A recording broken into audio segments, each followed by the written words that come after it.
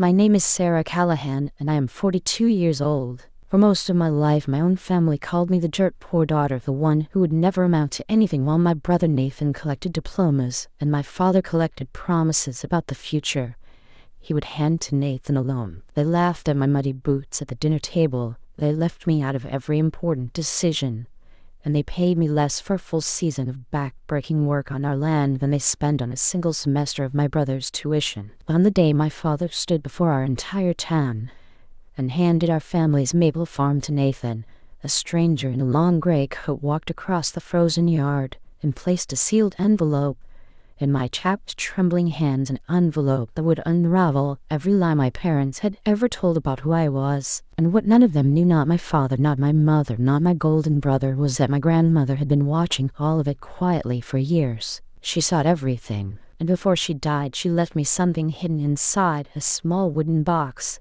something that would turn our 200 acres of sugar maples and the whole bitter story of the Callahan family completely upside down. Let me take you back to where I come from so you understand what that envelope truly meant. We were maple people, the kind of family whose name had been carved into a wooden sign at the end of a dirt road in the hills of Vermont since before anyone could remember. My grandmother, Eleanor Callahan, had built our sugaring operation with her own 2 hands, starting with a single stand of trees and a battered old evaporator back in 1961. By the time I was grown, those woods and that land were worth more than $1.5 million. Though to me, they were never about the money. They were about the smell of sap boiling down a cold March night, the sweet steam rising in thick white clouds out of the sugar house and drifting across the whole valley, the crackle of the wood fire, and the quiet rhythm of a place that had done this same sacred work for generations. That was my whole world. I knew every tree in that sugar bush by heart. But knowing the land, loving the land, working the land, until my hands cracked and bled, none of that ever counted for anything in my father's eyes. In our house, a person's worth was measured in one thing only, and that was credentials, degrees, titles, the kind of success that looked impressive at a dinner party in the city. And by that measure, I was nothing while Nathan was everything. I was the daughter who stayed home in the mud and the cold, and he was the son who escaped to Boston and made the family name shine. For years, I told myself that if I just worked a little harder, stayed a little quieter, loved them a little better, they would finally see me. I was wrong about that, but I was also wrong about something much bigger, something I would not understand until the night I finally opened my grandmother's wooden box alone by the light of a single lamp, because what my family never realized in all those years of looking down on a girl with dirt under her fingernails was that my grandmother had seen the truth long before any of them, and she had made a plan. So stay with me, because you are about to see exactly what happens when the child everyone underestimated is the only one who was ever paying attention. To understand how deep that wound went, you have to understand what it felt like to grow up as the invisible child in a house full of noise. I was born on that farm, and from my earliest memories, I was happiest with my hands in the soil, following my grandmother through the sugar bush before the sun came up. But my father, Robert Callahan, had a different idea of what a Callahan child should become. He wanted trophies he could show off, and Nathan, 3 years older than me and quick with books, gave him exactly that. When Nathan brought home a report card, there was applause at the dinner table. When I brought home the first quart of syrup I had boiled down entirely by myself at 12 years old, my father barely looked up from his newspaper, and my mother, Diane, told me to wipe my boots before I tracked the woods into her kitchen. I learned very young that in our family the things I was good at simply did not count. The thing made that clearer than the Thanksgiving I turned 16. The whole extended family had gathered in our farmhouse. Aunts and uncles and cousins crowded around the long table my great-grandfather had built by hand. My father stood up with his glass raised, wearing that proud, booming voice he saved for an audience, and he announced that Nathan had been accepted into a top university on a full scholarship. The room erupted. My uncle clapped Nathan on the back, my aunt dabbed at her eyes, and my father beamed and said that Nathan was going to be the first Callahan to really make something of himself, the one who would carry this family to places we had never been. Then his eyes drifted down the table to me, and the warmth just drained right out of his face. "And Sarah," he said, and he paused, and the whole room went quiet in that terrible, uncomfortable way. "Well, Sarah is here too." Few of my cousins laughed, those soft, awkward laughs people make when they do not know what else to do, and Nathan did not defend me. He laughed along with them. I stared down at my plate until the food blurred, and I willed myself not to cry in front of all those people. And then underneath the table, where no one could see a hand, found mine. Thin fingers, papery soft skin, my grandmother's hand squeezing tight. When I looked up, her eyes were fixed on her own son with something that looked almost like fury. She did not say a word, not then, but I felt in that single squeeze of her hand the first proof that at least one person in the world was truly on my side. That was the thing about my grandmother. While the rest of them measured me and found me lacking, she was quietly teaching me everything that actually mattered. Some of the most precious hours of my life were spent with her in the sugar house on freezing March nights, just the two of us, feeding the fire and watching the sap roll and boil. The steam would fill that little wooden building until the windows dripped, and the sweet smell would settle into our hair and our clothes, and she would talk to me for hours. She taught me to read the woods the way other people read books. She showed me how to press my palm against the bark and feel whether a tree was ready, how to read the sky, and know when the sap would run, how to tell from the color of the snow and the bite and the wind exactly what tomorrow would bring. You read this land like it is talking straight to you, Sarah, she told me one night, her face glowing orange in the firelight. Your father looks at these trees and sees dollars. Your brother does not see them at all. But you, sweetheart, you see what everybody else misses. That is not nothing. That is a gift, and one day it is going to matter more than any diploma hanging on a wall. I did not fully understand what she meant back then. I do now, looking back with the eyes of a woman who has lived the whole story through. But at 16, I just knew that her words made me feel for a few hours in that steamy sugar house like I was worth something after all. It was during those years that she first showed me the box. It was a small wooden box, dark maple with worn brass hinges, and she kept it wrapped in an old flour sack at the bottom of her cedar chest. One evening she set it in my lap and folded my hands over the lid. "Keep this safe for me," she said, and her voice had gone very serious. "Do not open it yet. You will know when the time comes, and when it does, you will know exactly what to do." I asked her what was inside, but she only smiled and changed the subject, asking me instead about the north stand of trees and whether I thought they would run early that year. I took the box home and tucked it in the back of my closet, and I tried to forget the strange way of her words. I did not understand that she was already preparing me for a day she knew was coming, a day she would not live to see, because 2 winters later, she was gone. Her heart gave out quietly in her sleep in the same farmhouse bedroom where she had been born 81 years before, and just like that, the one person who had ever truly seen me was taken away. I held her cold hand at the funeral while my father accepted condolences like he was the one who had lost the most. And through all of it, through the grief that swallowed me whole, that spring, the little wooden box sat unopened in the darkness of my closet, waiting exactly as she had told me it would. I had no idea that everything she had promised was still to come. The years after my grandmother's death blurred together into one long season of labor. I stayed because I could not imagine leaving that land, and because someone had to keep the trees tapped and the fire burning, while my father spent more and more of his time talking about the future instead of doing the work. So I did it. I woke before dawn to walk the sugar bush in the biting cold. I hauled sap and split wood until my shoulders ached. I attended that evaporator through the night, the way my grandmother had taught me. In every single season, I brought in a crop of syrup that kept the whole farm afloat. For all of it, my father paid me a few $100s a month, and called it generous, while my brother Nathan built a shining life in Boston, a corner office, a fine suit, a title that impressed everyone at the church socials. Nathan came home maybe twice a year, stayed long enough to have his photograph taken by the sugar house, and left again before the real work began. And still, in my father's eyes, Nathan was the success, and I was the charity case he had been kind enough to keep around. I told myself I did not need their approval, that the land itself was enough. But then came the evening that took even that small comfort away. It was late, and I had come back into the farmhouse to warm my hands when I heard my parents talking low in the kitchen, not knowing I was just around the corner. "We cannot have her running this place when Nathan takes over," my father was saying. "It looks wrong, a grown woman with nothing to her name living off the farm like a hired hand.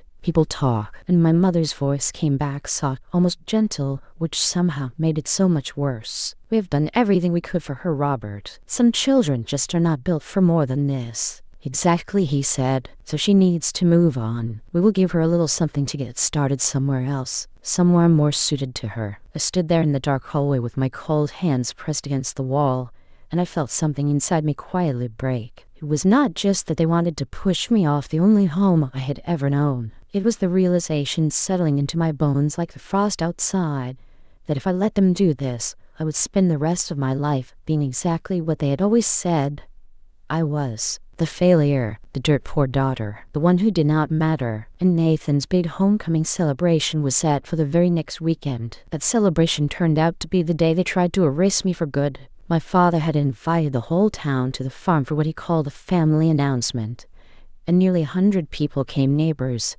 and church, friends, and old sugaring families from all across the valley. He had the sugar house doors thrown open, steam rolling out into the gray March air, tables of food set up in the yard despite the mud, and Nathan standing at his side in a coat that cost more than I made in a season. When the crowd had gathered, my father raised his voice and thanked everyone for coming, and then he made his announcement. Effective immediately, he said he was handing the entire Callahan farm, all 200 acres, the sugar bush, the house, and the family name that went with it, to his son Nathan, the pride of the family, the one who had gone out and truly made something of himself. The crowd applauded. Nathan smiled and shook hands. My mother wiped at her eyes with practiced grace, and not one person in that whole yard turned to look at me standing off to the side near the woodpile in my work coat. The daughter who had kept those fires burning every winter of her adult life, now formally written out of her own home in front of everyone she had ever known. I was still standing there numb when I noticed the stranger. He was an older man in a long gray coat, silver-haired, and he was not eating or mingling like the others. He was just watching me, and when our eyes met, he began to walk straight across that muddy yard toward me, slow and deliberate, like a man who had been waiting a very long time for this exact moment. He stopped in front of me and asked quietly if I was Sarah Callahan. When I said that I was, he reached into his coat and produced a cream-colored envelope, heavy paper sealed with a bead of red wax. "My name is Thomas Whitfield," he said. "I was your grandmother's attorney. Eleanor left this in my care years ago with very specific instructions about the day I was to deliver it." My hands were shaking as I took it. I told him I did not understand that my grandmother had been gone for years. "I'm aware," he said gently. "She instructed me to place this in your hands on the day your father publicly gave this farm to your brother, and not one day sooner. She was quite certain that day would come." Then his voice dropped, and he looked at me with something almost like kindness. "I must tell you one more thing, Sarah. What is inside is time sensitive. Once you open it,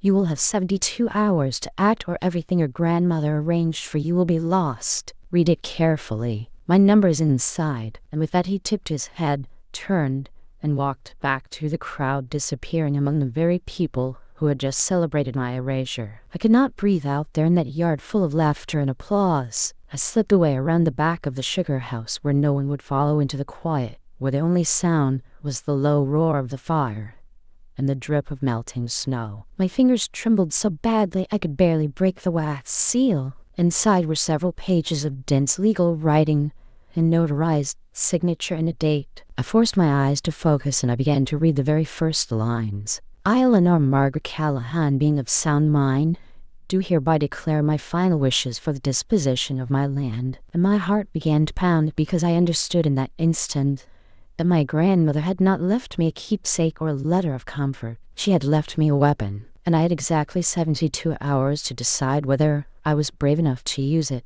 That night, back in my little room in the farmhouse with everyone else asleep and the celebration cleaned away, I finally took my grandmother's wooden box down from the back of my closet. My hands still trembled, but this time it was not only fear. The brass hinges creaked as I lifted the lid, and inside I found 3 things. There was a letter in her careful, slanting handwriting. There was an old official-looking document, yellowed at the edges, stamped and sealed. And there was a folded page of what looked like meeting notes tucked underneath. I reached for the letter first. "My dearest Sarah," it began, "if you are reading this, then Thomas has done his job. And your father has done exactly what I always feared he would do. I'm sorry I could not protect you while I was alive, but I can protect you now." My grandmother went on to explain what the sealed document was. Years before she died, quietly and legally, she had signed a special kind of deed, the kind that let her keep and work the land for the rest of her life.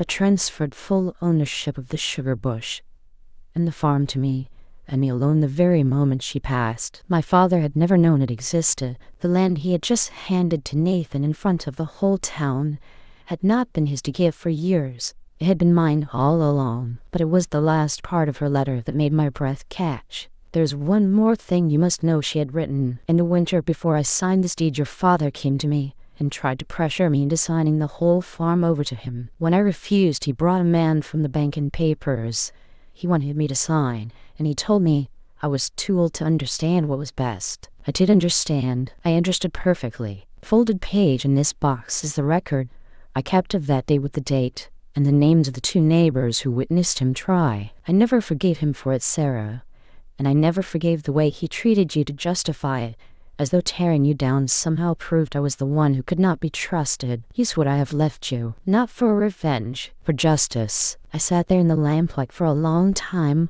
holding those pages, feeling my grandmother's love and her fury reaching out to me across the years. She had seen all of it. She had seen me, and she had left me not just the land, but the truth. The next morning, I called the first number I could think of, an old woman named Margaret Doyle, who had sugared these hills alongside my grandmother for 50 years, and who sat on our town's board of selectmen. When I told her what I had found, there was a long silence on the line, and then she said in that gravelly voice of hers, "Sarah Callahan, your grandmother told me 3 years before she died that this day might come. I have been waiting for your call." Margaret knew everyone, and more importantly, she knew the truth about my father that the town had politely ignored for years. With her help, and with Thomas Whitfield, the attorney, standing ready, we arranged to bring everything before the town's board in the same meeting hall where our community had settled its business for 100 years. It was a modest room, folding chairs and a coffee pot in the corner, nothing grand. But it was the place where truth in our town became official,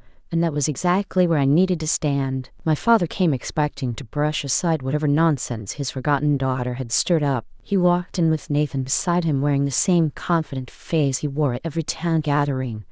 And when he saw me standing at the front of the room with my folder, he actually smiled the way you smile at a child who is about to embarrass herself. Margaret called the room to order and gave me the floor. My heart was hammering, but my hands for once were steady. I laid the deed on the table, and I explained plainly and clearly what it was. Then Thomas Whitfield rose and confirmed in front of every person there that the document was legally binding, properly witnessed and recorded, and that as of the moment Eleanor Callahan died, the farm had belonged to me. The room went utterly silent. My father shot to his feet, his face draining of color, insisting it was impossible, that his mother had been confused, that someone must have taken advantage of an old woman. And that was when I set the folded page beside the deed, and I read aloud for the record the account my grandmother had kept of the winter he tried to force her hand. I've read the date. I've read the names of the 2 neighbors who had watched him do it, both of whom were sitting right there in that room, and one by one slowly they nodded. I watched the certainty crumble off my father's face, and for the first time in my entire life he looked at me with something other than contempt. It was fear. In that moment I held the power to take everything from him. I could have stood in front of that whole community and cast him and my mother off the land without a cent, the way he had tried to do to me. Every eye in the room was on me, waiting, and I wanted to pause here and say something to you directly, because I know some of you are thinking I should have done exactly that. Believe me, part of me wanted to, but I have learned that revenge and justice are not the same thing. Destroying my father would not have given me back a single one of those years, and it would have turned me into the very thing I hated most about him. My grandmother did not raise me to be cruel. She raised me to be fair. So I made my choice. I told the board and I told my father that I would not be forcing my parents out of their home. The land was legally mine, and it would stay mine, but they could live out their days in the farmhouse, provided the sugaring operation was run my way honestly and with respect for everyone who worked it. It was not the ending my father deserved. It was better than that. It was mercy, and I could almost feel my grandmother in that room watching, finally at peace. The weeks that followed were not the triumphant celebration you might imagine. The truth is, winning did not feel like winning at first. It felt like grief, because the moment I stood up in that meeting hall, I finally let go of a hope I had carried my entire life, the hope that if I was just patient enough, quiet enough, good enough, my family would one day change their minds about me. The hope was gone now, and I had to learn to live in the space it left behind. But something unexpected grew in that space. slowly like sap rising in the trees after a long freeze. My mother was the first to come to me. She found me in the sugar house one afternoon, and she stood in the doorway for a long moment before she spoke. "I spent so many years protecting your brother's future," she said, her voice breaking, "that I never once stopped to protect you. I told myself you did not need it because that was easier than admitting what we were doing to you. I'm so sorry, Sarah." It was not a perfect apology, and it did not erase a lifetime of being overlooked, but it was honest and it was a beginning. I told her I could not pretend the past had not happened, but that I was willing to try building something new, something real. She nodded, unable to speak, and we stood together in the sweet steam of the boiling sap, two women learning how to see each other for the very first time. Nathan took longer. My brother had been handed a role his whole life, to the golden child who could never be allowed to fail, and it turned out that was its own kind of cage. He came home that summer, and we sat on the porch steps as the evening cooled.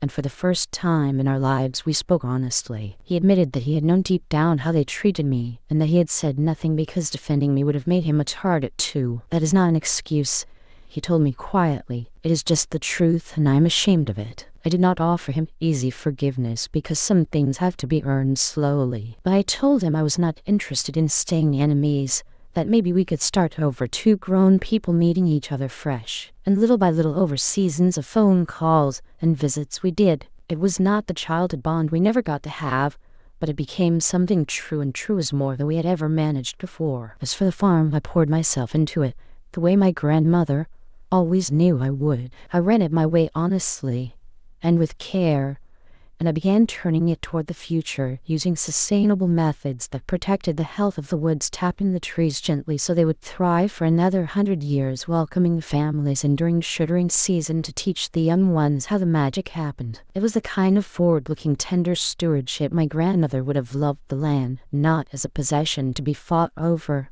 but as a living gift to be passed on. And on the wall of the sugar house, right where the firelight could reach it, I hung the one photograph I had of her standing proud beside her first evaporator back in 1961. Sometimes late at night, when the steam is rising and the fire's crackling and the whole valley smells of maple, I look up at that picture and I swear I can almost see her smiling. "I did it, Grandma," I tell her. "You gave me the tools. I just had to be brave enough to use them." Looking back now with the eyes of a woman who has lived every hard mile of the story, I understand something I could not have understood as that overlooked girl at the dinner table. My grandmother did not leave me that land because I was better than my brother. She left it to me because she knew I would never let it turn me hard and cruel the way it had turned my father. My muddy boots and my dirt-stained hands were never the flaw my family said they were. They were part of who I am, the same as my patience, the same as my ability to read a forest and see the things that everybody else walked right past. And here is the truth I want to leave with you tonight, wherever you are listening from. You do not need the secret inheritance hidden in a wooden box to prove your worth, but you do need to give yourself permission to stop begging for approval from people who are never going to give it. Boundaries are not walls that shut the world out. They are doors, and they let you decide who gets to walk into your life and on what terms. My family overlooked me for 40 years, but I did not need to hurt them back to find my peace. I only needed to stop waiting for them to see me and to finally fully see myself. That is the real inheritance my grandmother left me, and no one can ever take it away. If this story touched something in you, if it reminded you that your worth was never determined by the people who failed to see it then, I would love for you to stay a while with us here. Please take a moment to like this video and to subscribe to our channel, True Stories, the Tragedies and Comedies of Life, where we share more stories about ordinary people who found the courage to stand up and reclaim who they truly are. And I would love to hear from you, so leave a comment and tell me your story the moment you stopped waiting for someone else's permission to believe in yourself. Thank you for being here with me tonight. Thank you for listening. And until next time, take good care of yourself and never let anyone convince you that you are worth less than you truly are.